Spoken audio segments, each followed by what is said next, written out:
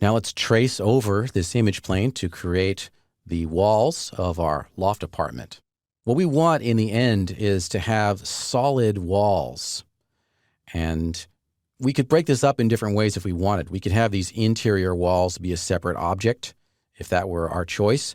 I'm actually going to choose to make it all one giant object. Additionally, I want it to be solid so that then I can go in and cut holes for the windows and the doors here. We'll be using a tool called Boolean to do that. Well, Boolean has some real strict requirements, so we're going to have to do some editing to the model in order to get it prepped for a Boolean operation. But let's not get ahead of ourselves. We first want to go ahead and trace this over. And we can actually just create some rectangles here and then attach them to one another because this is such a simple floor plan. All right, let's go to the Create panel. And then under Shapes, we want to create rectangles, but we also want to make sure that snapping is turned on. So enable snaps, and we're snapping to grid points by default. And I can just click and drag out to create the outer rectangle and release the mouse and then right click. I've got selection brackets happening here, so those are a bit distracting. I'm going to turn those off with the J key.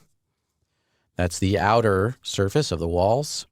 And if it's not lined up exactly, then you can move those points around, but you'll need to convert the object to an editable spline first.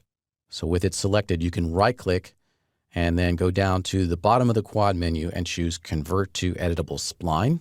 Once you've done that, then you can see the object type has changed. It's now a line.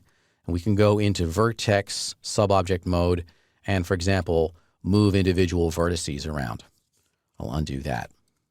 Probably best that these all be corner vertices. So I'm just going to select them all, right-click, and convert them all to corner. Good. So that's one of the lines. We need a few more.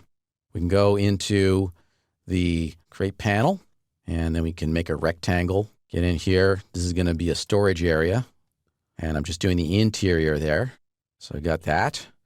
Likewise, the interior of this closet, another rectangle. Right-click to exit. I don't need to worry about this. This is part of the kitchen island. This is the stairwell. All we really need are lines for the walls. If you're having trouble seeing them, then you can change their object color. I'll just select everything and then go over to name and color anywhere in the command panel. Click on this little swatch and we can change that color to something that's a bit easier to see, like a saturated green. All right, so we got most of it. The last thing I want to do is make a line that delineates the interior surface of that wall. And I'm still snapping to grid lines.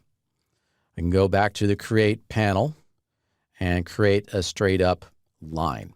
And the great thing about 3ds Max is that we can actually navigate in the view while we're creating.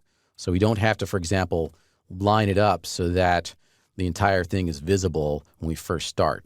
So let's go up here, click, and then use the middle mouse button to navigate. And I can scroll all the way down. Click again to make the second point, and use middle mouse to navigate around. Trace over the interior of the walls. And then we need to close the spline by going back to the original point, clicking on it, and we get a dialog asking, do we want to close the spline? Yes, we do. Right-click to exit line creation. And now we can attach all these parts together.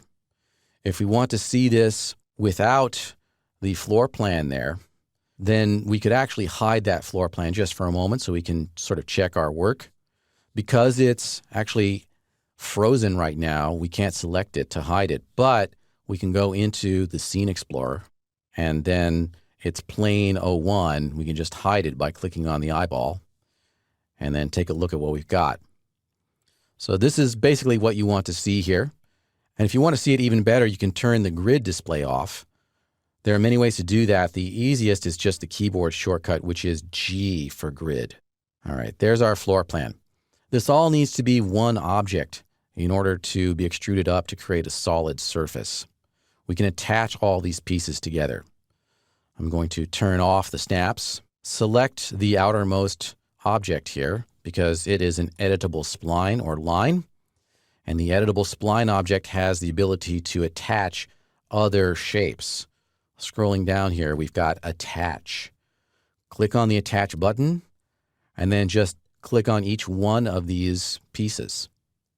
And as we do that, they get added to this object. And we can see they get removed from the Scene Explorer. They're not part of the scene. They've been absorbed into this other object.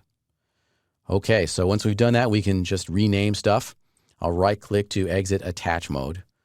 Rectangle 01, select that in the Scene Explorer, and I'll name it Walls.